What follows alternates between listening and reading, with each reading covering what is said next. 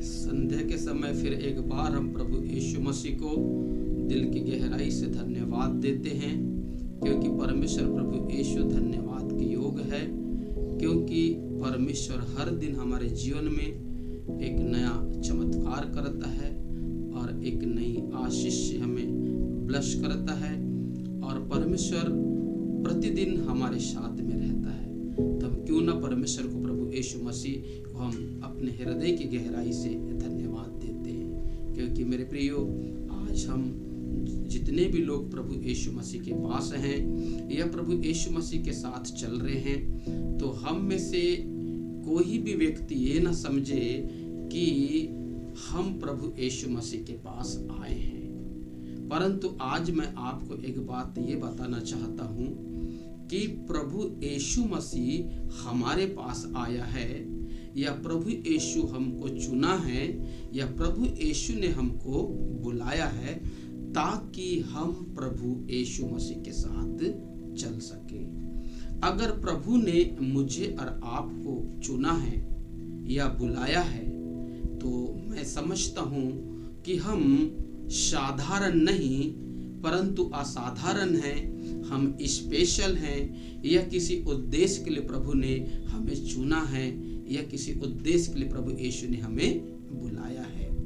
तो मेरे प्रियो, हम कहने का मतलब ये है कि हम स्पेशल हैं, ठीक है। और जब हम स्पेशल हैं तो परमेश्वर के पास हम में से हर एक के लिए कोई ना कोई योजना है, हर एक के लिए कोई ना कोई योजना है। जैसे हम एक बात को देखते हैं कि यदि आप मेरे साथ में यिर्मयाह की अगर पुस्तक को निकाल लेते हैं, और यिर्मयाह का पुस्तक अगर उसका हम एक अध्याय में आ जाते हैं, तो यिर्मयाह के एक अध्याय में हम एक बात को देखते हैं कि हम स्पेशल क्यों हैं और परमेश्वर ने हमें क्यों बुलाया है, ठीक है।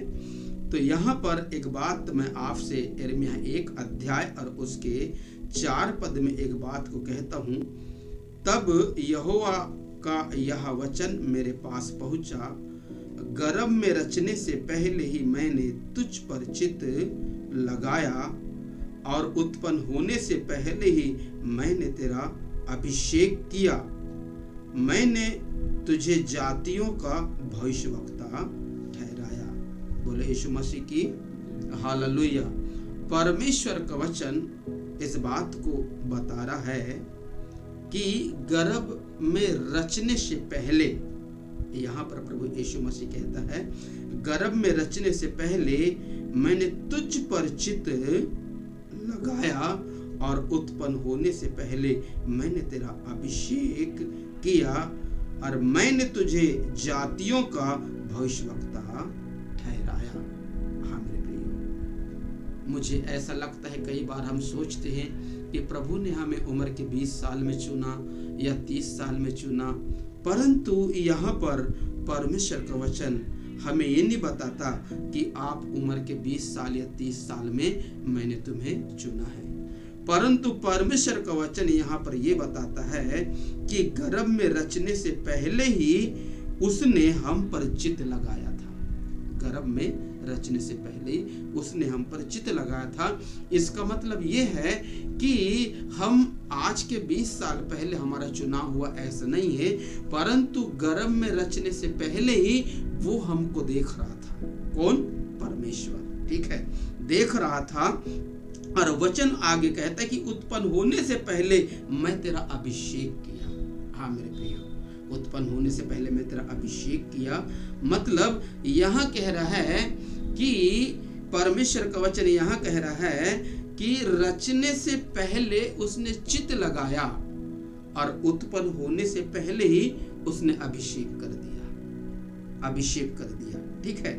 फिर यहाँ पर परमेश्वर का वचन एक बात और कहता है कि मैंने तुझे जातियों का भविष्यवक्ता ठहराया। हालेलुया, बोले यीशु प्रभु की। परंतु ये जो काम हम यहाँ यिर्मयाह के जीवन में देख रहे हैं, ये काम जब यिर्मयाह एक लेवल में पहुंचता है, और जब एक लेवल में पहुंचने के बाद ये वाले काम यिर्मयाह के जीवन में प्रकट होना शुरू हो जाते हैं। बोले यीशु प्रभु की हालेलुया। लेवल का मतलब ये नहीं कि वो एक अमीर व्यक्ति बन जाए, परंतु लेवल का मतलब ये है कि जब तक वो 18 से 20 वर्ष में ना जाए या परमेश्वर के वचन में वो मिचोड़ होता जाए या परमेश्वर की संगति में चलता जाए और परमेश्वर की उन आज्ञाओं को कंटिन्यूज मानता रहे, अर्थात उस लेवल में पहुंचना। हाँ मेरे प्रियो, यदि हम परमेश्वर की अगर आज्ञा को नहीं मानते और यदि हम परमेश्वर की उपासना या प्रार्थना या वचन पढ़ते हैं और टोटल आज्ञा को अगर हम बाईपास कर देते हैं तो हम उस लेवल में नहीं पहुंच पाएंगे। ठीक है, तो परमेश्वर का वचन एक बात को कहता है कि हम में से हरेक को परमेश्वर ने गर्भ में रचने से पहले चित्त लगाया और उत्पन्न होने से पहले उसने हमारा अभिषेक किया और उसने जातियों के ऊपर हमें एक भविष्यवक्ता, एक नबी और एक दास के रूप में ठहरा दिया। परंतु जब मैं और आप उस लेवल में आ जाते हैं, मैं और आप उस लेवल में आ जाते हैं, तब वो काम परमेश्वर के हमारे थ्रू प्रकट होते हैं। हाँ मेरे प्रिय, वो काम हमारे थ्रू परमेश्वर के प्रकट होते हैं। क्योंकि अगर बच्चा अगर पेट में अगर 1 महीने का है तो उसे संसार में आने के लिए और 8 महीना उसे इंतजार करना पड़ता है, तब जाके 9वें महीने में वो संसार में आता है। ठीक है, परंतु खुशखबरी घर में मतलब 8 महीना पहले मिल जाती है। खुशखबरी घर में 8 महीना पहले मिल जाती है। इसका ये मतलब नहीं कि 8 महीना पहले वो संसार में आ गया, परंतु खुशखबरी घर में 8 महीना पहले मिल जाती है, परंतु संसार में जब कंप्लीट 9 महीना होता है तब वो संसार में आता है। हाँ मेरे प्रियो, तो कहने का मतलब है कि जब मैं और आप एक लेवल में आ जाते हैं तब परमेश्वर के वाले काम प्रकट होना शुरू हो जाते हैं। परंतु दूसरी बात एक और मैं यहाँ पर देखना चाहता हूँ, और वो है जब इसके हम 6वें पद में आ जाते हैं तो 6वां पद कहता है, तब मैंने कहा, हाय प्रभु यहोवा, देख मैं तो बोलना भी नहीं जानता क्योंकि मैं लड़का ही हूँ। हाँ मेरे प्रियो, अर्थात यहाँ पर यिर्मयाह जी का स्टेटमेंट ये है कि वो कहता है मुझे बोलते नहीं आता क्योंकि मैं लड़का हूँ। और एक बात मैं आपसे कहता हूँ कि लड़कपन, ठीक है, लड़कपन एक ऐसी अवस्था होती है जहां पर हम नपी तुली बात नहीं कर पाते, परंतु हर बातों में हमारा जबान फिसल जाता है और हम जो बोलना चाहते हैं हम वो बोल नहीं सकते। और दूसरी बात यह है कि उस अवस्था में हम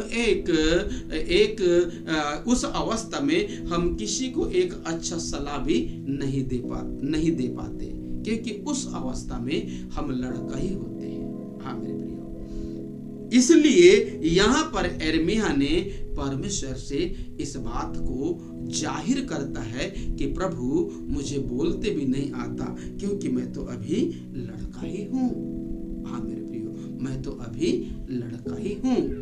परंतु परमेश्वर का वचन इधर आगे जब हम जाते हैं तो परमेश्वर का वचन एक बात इसी के 9वें पद में कहता है, और वो ये है, यहोवा ने हाथ बढ़ाकर मेरे मुंह को छुआ और यहोवा ने मुझसे कहा, देख मैंने अपने वचन तेरे मुंह में डाल दिए हैं। हालेलुया, बोले यीशु मसीह की।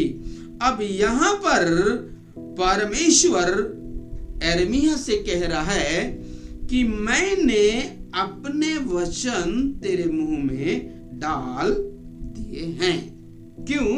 क्योंकि यिर्मयाह का कहना है कि मुझे बोलते नहीं आता।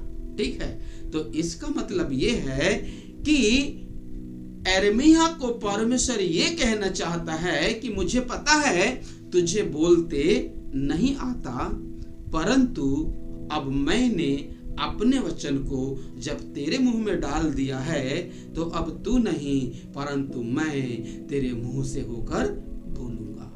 हाँ मेरे प्रियो, तो कहने का मतलब ये है मेरे प्रियो कि जब परमेश्वर ने मुझे और आपको बुलाया है, चुना है, हाँ मेरे प्रियो, तो मुझे और आपको परमेश्वर के प्रति विश्वास योग उतरने की आवश्यकता है।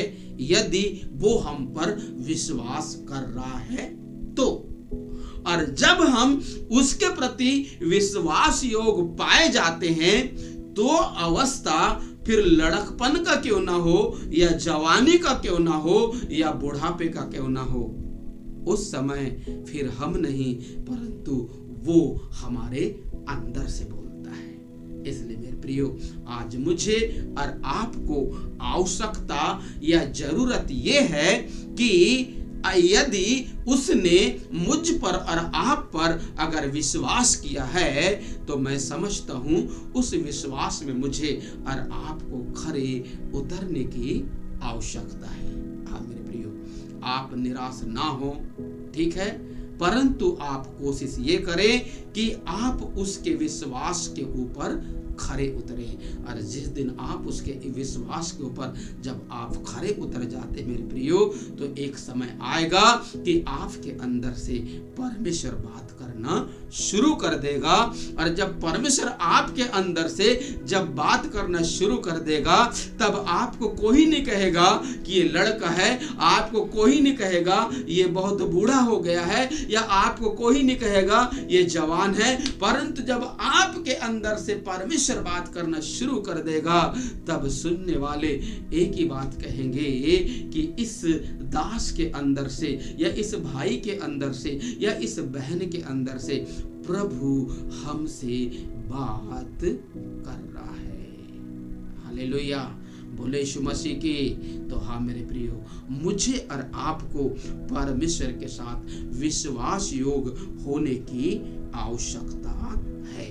और जब मैं और आप उसके साथ विश्वास योग हो जाते मेरे प्रियो, तो फिर हमारे थ्रू जब परमेश्वर बोलता है ना, तो आम आदमी की बात छोड़ो, राजा भी फिर उसको सुनने के लिए तैयार हो जाता है।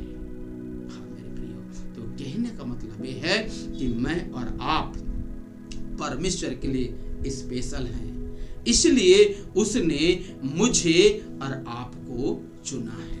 अगर मैं और आप उसके लिए स्पेशल नहीं होते तो वो मुझे और आपको नहीं बुलाता। इसका मतलब है कि यदि उसने मुझे और आपको बुलाया है तो मैं और आप उसके लिए स्पेशल हैं, उसके लिए हम स्पेशल हैं।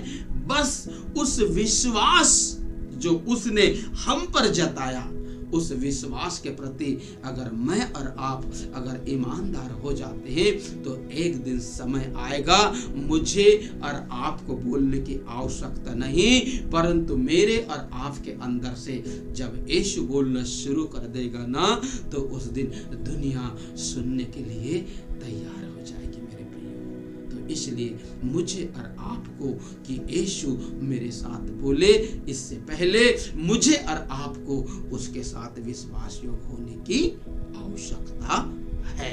ठीक है, आवश्यकता है, क्योंकि इसी से एक और वचन को मैं आपको बताना चाहता हूं, और वो ये है, यदि आप मेरे साथ में यूहन्ना अध्याय अगर 15 को निकालते हैं तो यूहन्ना अध्याय 15 में और उसके 16 में एक और बातें मैं आपको यहाँ पर कहना चाहता हूँ, इसी वचन से जो रिलेटेड है।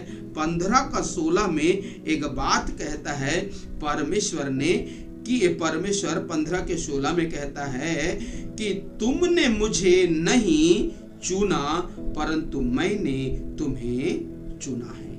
हाँ मेरे प्रियो, यहाँ पर प्रभु कहता है कि मैंने तुम्हें चुना है ना। चुनाव मेरा नहीं, चुनाव आपका नहीं, चुनाव परमेश्वर का है, ठीक है। और जब परमेश्वर ने मुझे और आपको चुना है तो वहां मुझे और आपको विश्वास योग होने की आवश्यकता है। और जब मैं और आप विश्वास योग हो जाएंगे तब वचन कहता है कि तुम जाओ और फल लाओ कि तुम्हारा फल बना रहे। हाँ मेरे प्रियो, जब मैं और आप उस विश्वास में खरे उतर जाते हैं तो एक बात याद रहे, हम जाएंगे और ऑटोमेटिक खुदा के पास फल को लेकर आएंगे। क्योंकि जब हम जाएंगे तो हम नहीं जाएंगे परंतु हमारे साथ प्रभु यीशु मसीह चलेगा। और जब हमारे साथ प्रभु यीशु मसीह चलेगा तो निश्चय ही हम प्रभु के लिए फल लाएंगे। प्रभु आपको इस वचन के थ्रू आशीष दे और आप इस चैनल को सब्सक्राइब करिएगा और आप इसका बेल आइकन को दबाकर लाइक करिएगा मेरे प्रियो, ताकि हमें इनकरेजमेंट मिलेगा और हमें ऐसा लगेगा कि आप हमारे साथ में हैं और आप हमारी सपोर्ट कर रहे हैं। हमें बड़ी खुशी होगी जब आप इसको सब्सक्राइब करेंगे। तो प्रभु हम आपसे प्रार्थना करते हैं जितने भी श्रोतागण लोग जो इस वचन को सुन रहे हैं प्रभु इन्हें आशीष देना, ताकि इनमें से कोई भी ये ना कहे कि हम प्रभु के पास आए हैं, परंतु इनमें से हर एक कहेंगे प्रभु आपने मुझे चुना है और आपने मुझे बुलाया है और आपने मुझे ठहराया है ताकि मैं जाऊं और फल लाऊं, ताकि मेरा फल आपके पास बना रहे। हाँ मेरे प्रियो, प्रभु ने आपको चुना है, बस आप उसके विश्वास में विश्वास योग ठहरिए। एक दिन प्रभु आपको हजारों और लाखों के बीच में खड़ा करेगा। प्रभु आपको आशीष दे, यीशु के नाम से आमीन।